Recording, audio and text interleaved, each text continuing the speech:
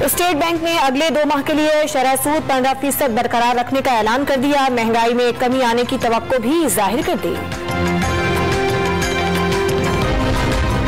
जितनी मर्जी कोशिश कर लें, कौम डाकुओं के साथ नहीं जाएगी। लॉन्ग मार्च की प्लानिंग ऐसी है, कोई रोक नहीं सकेगा। सरबराह तहरीक इंसाफ इमरान खान का रावलपिंडी में वर्कर्स कन्वेंशन से खिताब।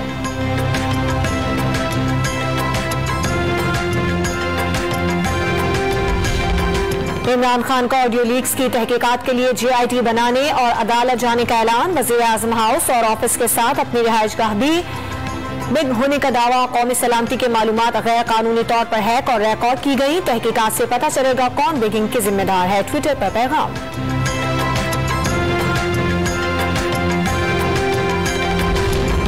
वफाकी वज़ीर दाखिला की गिरफ्तारी की कोशिश एक बार फिर नाकाम। इस्लामाबाद पुलिस ने वारंट गिरफ्तारी की तामील से फिर इनकार कर दिया। थाने से टीम की गाड़ियां बाहर निकाल दी। खाली हाथ लौटने वाली एंटी करप्शन टीम का दावा। शिकायत करने पर अदालत बरहम। गिरफ्तारी एंटी करप्शन की जिम्मेदारी करार।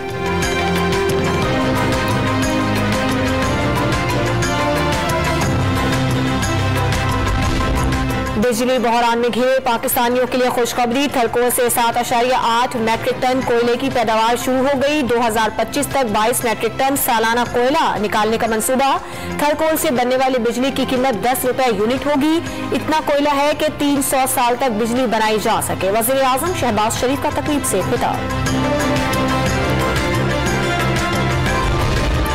FIA ममनुआ funding case. Islamabad high court की FIA को कानून के मुताबिक कार्रवाई जारी रखने की इजाजत। PTI की दरखास्त पर विफाकी तहकीकाती इदारे को नोटिस जारी। सिंध की अदालतों में ई-कोर्ट सिस्टम मुतारिफ करवा दिया गया। कोर्ट नोटिस, समन और अदालती कार्रवाई के नोटिस जदीद तरीके से तामील कराने का फैसला। और पेशावर में प्राइमरी असातिज़ा का धरना 5वें रोज भी जारी। टीचर्स एक बार फिर असेंबली चौक पहुंच गए। पेंशन इस्लाहात के नाम पर कटौतियां बंद करने का मुतालबा।